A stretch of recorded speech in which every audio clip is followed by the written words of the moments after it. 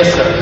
Mr. Deidat, you've been telling us, Mr. Deidat, you've been telling in your speech today about the contradictions of the Bible. That's very good. Secondly, you were saying about the fact that the Bible hasn't lived up to its contents. That's fine as well.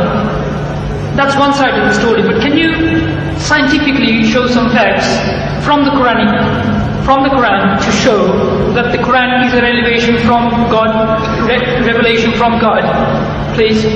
That would be ideal for the Muslims and the non-Muslim brothers. Yes.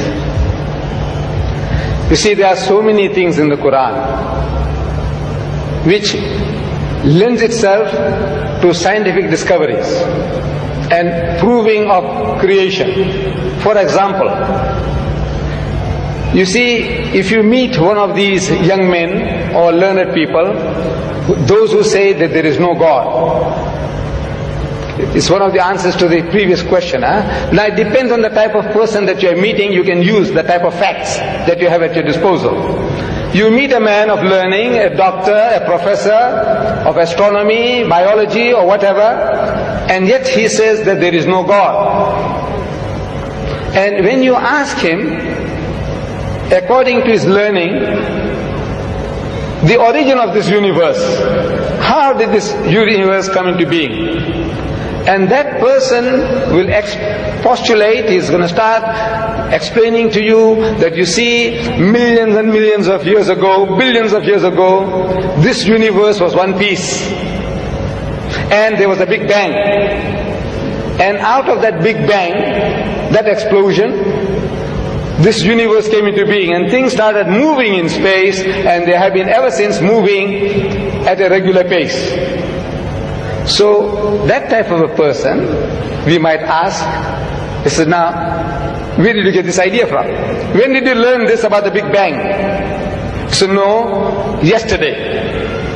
Because 50 years is yesterday in the history of man. 50 years is only like yesterday. So he discovered that there was a Big Bang according to our astronomers, according to our physicists, and out of that this universe came into being. So he said, you see, an illiterate man in the desert 1,400 years ago, he couldn't have known that, could he? So he says, no, never. So he says, well, listen, now we quote the Quran. Allah says in the Quran, أَوَلَمْ يَرَى الَّذِينَ كَفَرُوا. Do not the unbelievers see? These atheists, these agnostics, those who say that there is no God, can't they see? أَوَلَمْ يَرَى الَّذِينَ كَفَرُوا أَنَّ السَّمَاوَاتِ وَالْأَرْضَ كَانَتَ رَتْقًا. That the heavens and the earth were joined together as one unit of creation. فَتَقْنَاهُمَا. And he split them asunder. And the biologist, you ask him, where does life originate? He says, in the sea, in the water, in the mire. Where did you get that from? He said, no, it's our discovery. When did you make the discovery? He said, yesterday. Because 50 years is yesterday in the history of man. So an illiterate man in the desert, he couldn't have known this. He said, never. Well, listen.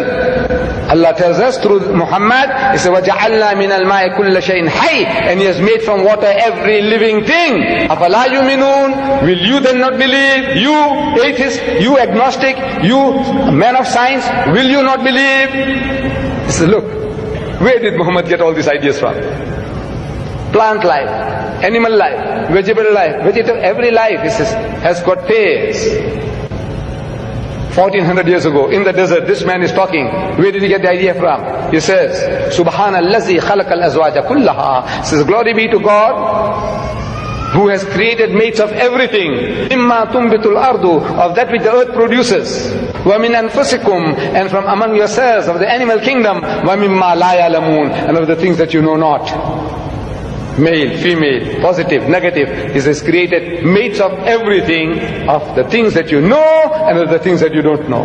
So these are for people with eyes, with sense. They can see that this is not the work of Muhammad. An illiterate man in the desert could never have been able to utter these things. It is from the source of creation who has been giving it to him, that this is the book of God.